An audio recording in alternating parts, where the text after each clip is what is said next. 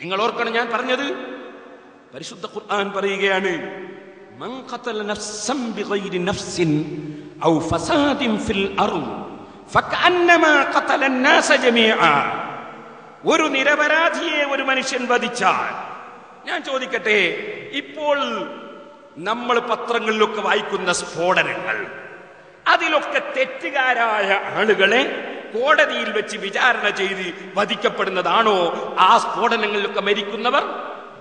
സ്ഫോടനങ്ങൾ, തീവ്രവാദികളുടെ സ്ഫോടനങ്ങളിലൂടെ മരിക്കുന്ന ആളുകൾ, അവരൊക്കെ തെറ്റ് ചെയ്തതായി സാക്ഷികൾ മുഖേന തെളിഞ്ഞതിന് ശേഷം കോടതിയുടെ വിധിപ്രകാരം കൊല്ലപ്പെടുന്നതാണോ, അതല്ല നിരപരാധികളെ കൊല്ലുന്നതാണോ?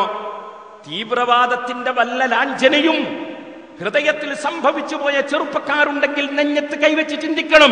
ഞങ്ങൾ ഖുർആനിനോടാണ് മത്സരം നടത്തുന്നത്, ഞങ്ങൾ ഇസ്ലാമിനെയാണ് തെറ്റിദ്ധരിപ്പിക്കുന്നത്, ഇസ്ലാമിനെയാണ് ഞങ്ങൾ നശിപ്പിക്കുന്നത് എന്നവർ മനസ്സിലാക്കണം. ഇസ്ലാം ആശയപരമായി തെറ്റിദ്ധരിക്കപ്പെടും, ഇസ്ലാം ആശയപരമായി ദുർബലമാക്കപ്പെടും, മുസ്ലിങ്ങൾ തെറ്റിദ്ധരിപ്പിക്കപ്പെടും. ഖുർആൻ ദുർവ്യാഖ്യാനം ചെയ്യാൻ ആരും ഇവിടെ മുതിരരുത്. നിങ്ങൾ ഓർക്കുക, ഫകഅന്നമാ ഖതലന്നാസ ജമീഅ, നിരപരാധിയായ ഒരു മനുഷ്യനെ ഒരാൾ കൊന്നാൽ, ഔ ഫസാദിൻ, അല്ലെങ്കിൽ കൊന്നത് ഫസാദ് മുഖേന കൊന്നതാണ്. എന്താ ഈ ഫസാദും മൻ ഖതല നഫ്സൻ ബിഗൈരി നഫ്സിൻ തമ്മിലുള്ള വ്യത്യാസം എന്താണ്? കൊല്ലൽ തന്നെ ഒരു ഫസാദല്ലേ, അത് വ്യത്യാസമുണ്ട്. ആദ്യം പറഞ്ഞത് പലപ്പോഴും വ്യക്തിപരമായി തന്നെ സംഭവിക്കുന്നതാണ്. വ്യക്തിപരമായി ഒരാൾ മറ്റൊരാളെ കൊല്ല, അക്രമമായിട്ട് കൊല്ല, അത് ആദ്യം പറഞ്ഞതിൽ ഉൾപ്പെടും. രണ്ടാമത്തത് അതല്ല, രണ്ടാമത്തത് ഭീകരപ്രവർത്തനമാണ്. ഔ ഫസാദ് എന്ന് പറഞ്ഞ ഭീകരപ്രവർത്തനം. ഈ ഭീകരപ്രവർത്തനത്തിന്റെ പേര് ജിഹാദ് എന്നല്ല കേട്ടോ, അതിന്റെ പേര് ഫസാദ്. അതിന് ഖുർആൻ പറഞ്ഞ പേര് ഫസാദ്, അല്ലാതെ ഭീകരപ്രവർത്തനത്തിന് ജിഹാദ് എന്ന് പേരില്ല.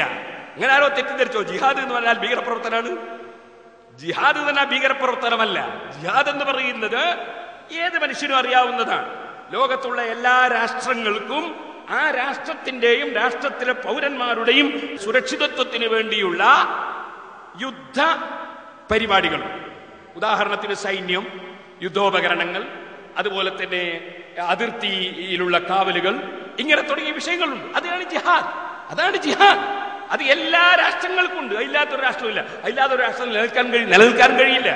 അത് ഇന്ത്യ രാജ്യത്തിനുണ്ട്, പാകിസ്ഥാനുണ്ട്, ചൈനക്കുണ്ട്, അമേരിക്കക്കുണ്ട്, എല്ലാ രാജ്യത്തിനും ഉണ്ടാവും സൈന്യവ്യൂഹവും സൈന്യത്തെ വിന്യസിപ്പിക്കലൊക്കെ. അതാണ് യഥാർത്ഥത്തിൽ ജിഹാദിന്റെ ഭാഗം. അതല്ല ഭീകരവാദം. അത് ചെയ്യുന്നതും ഒരു ഭരണത്തിന്റെ കീഴിലായിരിക്കും. ജിഹാദ് ചെയ്യുന്നത് ഒരു ഭരണാധികാരിയുടെ കീഴിലായിരിക്കും. അതുകൊണ്ടാണല്ലോ 13 കൊല്ലം മക്കയിൽ മുഹമ്മദ് നബി സല്ലല്ലാഹു അലൈഹി വസല്ലം സഹാബികളും ജീവിച്ചിട്ട് അങ്ങേയറ്റത്തെ അക്രമ പ്രവർത്തനങ്ങൾ ശത്രുക്കൾ ചെയ്തിട്ട് മുഹമ്മദ് നബി സല്ലല്ലാഹു അലൈഹി വസല്ലം മദീനയിലെത്തി ഭരണാധികാരിയായതിനു ശേഷമല്ലാതെ ജിഹാദ് ആരംഭിച്ചിട്ടില്ല. ഒരു ഭരണത്തിന് കീഴിലാണ് ജിഹാദ്. അതിനാ ഇമാം ബുഖാരി റളിയല്ലാഹു അൻഹു ബാബു അൽ ഇമാമു ജന്നത്തുൻ യുഖാതലു മിൻ വറാഇഹി എന്ന് ഒരു അധ്യായം തന്നെ സഹീഹുൽ ബുഖാരിയിൽ കൊണ്ടുവന്നിട്ടുള്ളത്. ചിലർ മനസ്സിലാക്കിയത് ജിഹാദ് എന്ന് പറഞ്ഞാല് നമ്മൾ ഒന്നായിട്ട് ദേശന്റെ ചുറ്റുഭാഗത്ത് ഇരുന്ന് ഒന്നായിട്ട് ചായ കുടിക്കുക, ചായ കുടിച്ച ഉടനെ മുസ്ലിം ഹിന്ദുവിന് ഒന്നങ്ങ് കൊടുക്കുക, അതിന്റെ പേരാ ജിഹാദ് എന്നാ ചിലർ മനസ്സിലാക്കിയത്. അങ്ങനെ ഒന്നായി കൂട്ടായി ജീവിക്കുന്ന ഒരു രാഷ്ട്രത്തിലെ ഒരു മതക്കാരൻ മറ്റൊരു മതക്കാരനെ ആക്രമിക്കുന്നതിന്റെ പേരല്ല ജിഹാദ്. അതിന്റെ പേര് ഖത്ലി, ഫസാദ്, ഖത്ഉ തരീഖ്, അങ്ങനെ ഒരുപാട് പേരുണ്ട്. അതിന് ബഗ്യി, ഫസാദ്, ഇങ്ങനെ ഒരുപാട് പേര് അതിനെ ഖുർആൻ പറഞ്ഞിട്ടുണ്ട്. അല്ലാതെ അത് ജിഹാദല്ല. ജിഹാദ് എന്താണെന്ന് വേറെ പഠിക്കണം, നിങ്ങൾ ഓർക്കണം. അപ്പൊ അല്ലാഹുവിന്റെ പരിശുദ്ധ ഖുർആൻ പറയാണ്, ഒരു നിരപരാധിയെ വധിച്ചാൽ ഔ ഫസാദിൻ ഫിൽ അർദ്.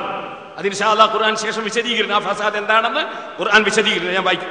ഔ ഫസാദിൻ ഫിൽ അർദ്, ഭൂമിയിൽ നാശമുണ്ടാക്കുന്ന വിധം വല്ലവനും ഒരു നിരപരാധിയെ വധിച്ചാൽ ഫകഅന്നമാ ഖതല അന്നാസ ജമീഅ, അവൻ സർവ്വ മനുഷ്യരെയും വധിച്ചവനെ പോലെയാണ്. കാരണം അവൻ മനുഷ്യ ശത്രുവാണ്. ഫകഅന്നമാ ഖതല അന്നാസ ജമീഅ, ഒരു മനുഷ്യനെയാണ് കൊന്നതെന്ന് പറഞ്ഞിട്ട് കാര്യമില്ല. അവൻ മനുഷ്യ ശത്രുവാണ്, മനുഷ്യകുലത്തിന്റെ ശത്രുവാണ്. അവൻ സർവ്വ മനുഷ്യനെയും കൊന്നവനെ പോലെയാണ്.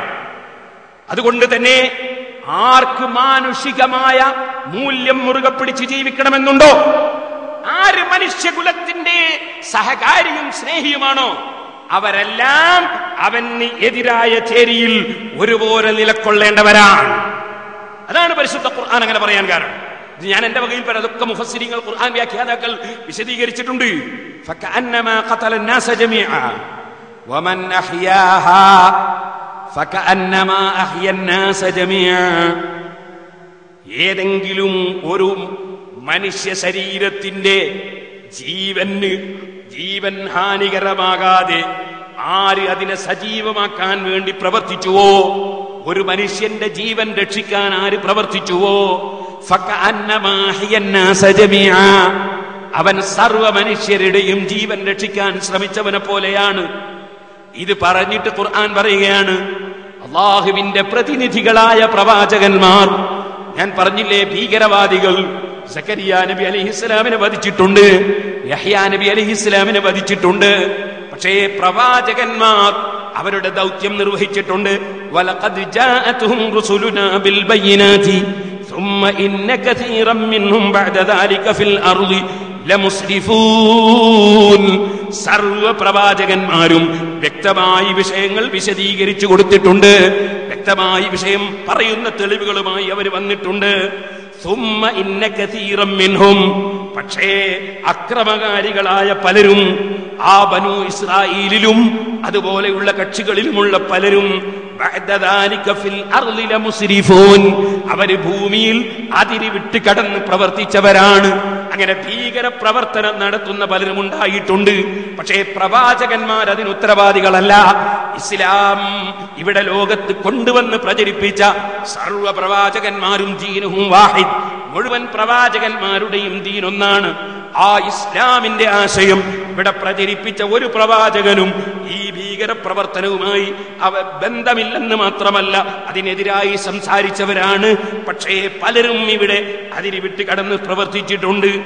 ഇത് പറഞ്ഞതിന് ശേഷം നിങ്ങൾ ഓർക്കണം ചെറുപ്പക്കാരെ, വ്യഭിചാരം വലിയ തെറ്റാണ്, കളവ് നടത്തൽ തെറ്റാണ്, അതിന് പടച്ചവന്റെ അടുക്കൽ കടുത്ത ശിക്ഷയുണ്ടെന്ന് പറയുന്ന ഖുർആൻ ഈ ഭൂമിയിൽ തന്നെ ഇസ്ലാമിക ഭരണാധികാരികളോട് കൽപ്പിച്ചല്ലോ, കട്ടവന്റെ കൈമുറിക്കണമെന്ന്, വ്യഭിചരിച്ചവനെ അടിക്കണമെന്ന്, അല്ലെങ്കിൽ എറിഞ്ഞു കൊല്ലേണ്ടവനാണെങ്കിൽ എറിഞ്ഞു കൊല്ലണമെന്ന്, അതുപോലെ കള്ളു കുടിച്ചവനെ 40 അടി ചെരുപ്പ് കൊണ്ട് അടിക്കണമെന്ന്, ഇങ്ങനെ പല ശിക്ഷകളും ഇസ്ലാമിക ശരീഅത്ത് അത്തരം കക്ഷികൾക്ക് കൊടുക്കാൻ വിധിച്ചല്ലോ.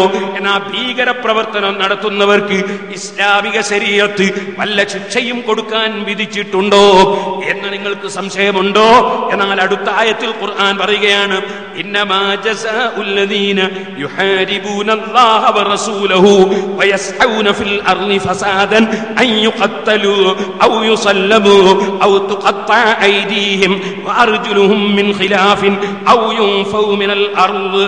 സഹോദരന്മാർ മനസ്സിലാക്കണം, അല്ലാഹു പറയുകയാണ്, ذلك لهم خزي في الدنيا ولهم في الآخرة عذاب عظيم. ഭീകര പ്രവർത്തനം നടത്തിയാൽ ഉള്ള ശിക്ഷയെ സംബന്ധിച്ച് ഭൗതിക ലോകത്ത് ഇസ്ലാമിക ശരീഅത്തിന്റെ കോടതി വിധിക്കേണ്ട ശിക്ഷ പറഞ്ഞതിന് ശേഷം പരിശുദ്ധ ഖുർആൻ എടുത്തു പറയുന്നത് പാരത്രിക ലോകത്തും അവർക്ക് കടുത്ത ശിക്ഷയുണ്ടെന്നാണ്. ആർക്ക്? ഭീകര പ്രവർത്തനം നടത്തുന്നവർക്ക്. ഞാനിത് വെറുതെ പറയുകയല്ല, നിങ്ങൾ നോക്കൂ, ഈ ആയത്ത് വിശദീകരിച്ചുകൊണ്ട് ഇന്നമാ ജസാഉൽ ലദീന യുഹാരിബൂനല്ലാഹ വറസൂലഹു, അല്ലാഹുവും റസൂലും കൽപ്പിച്ചതൊഴിച്ചുകൊണ്ട്, അല്ലയും റസൂലും വിരോധിച്ചതെടുത്തുകൊണ്ട് പ്രവർത്തിക്കുന്ന കക്ഷികളുടെ പ്രതിഫലം വയസ്ഊന ഫിൽ അർളി ഫസാദൻ. അത് എന്റെ വകയിലുള്ള തഫ്സീറല്ല, നേരത്തെ ബഹുമാനപ്പെട്ട പൊന്മള ഉസ്താദ് പറഞ്ഞില്ലേ, ആർക്കാണ് ഇവിടെ ഖുർആനിന് സ്വന്തം